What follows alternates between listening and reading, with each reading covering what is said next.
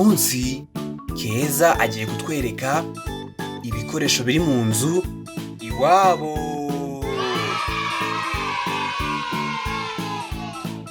Itapi, intebe z'imifariso, ameza,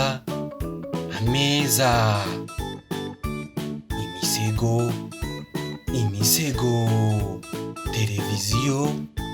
televiziyo, intebe z'imbaho, amarido, imitako,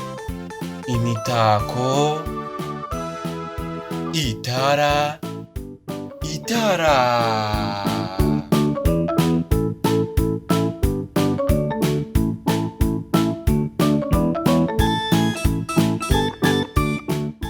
Itapi, intebe z'imifariso, ameza, imisego, televiziyo, intebe z'imbaho, amarido, imitako, itara.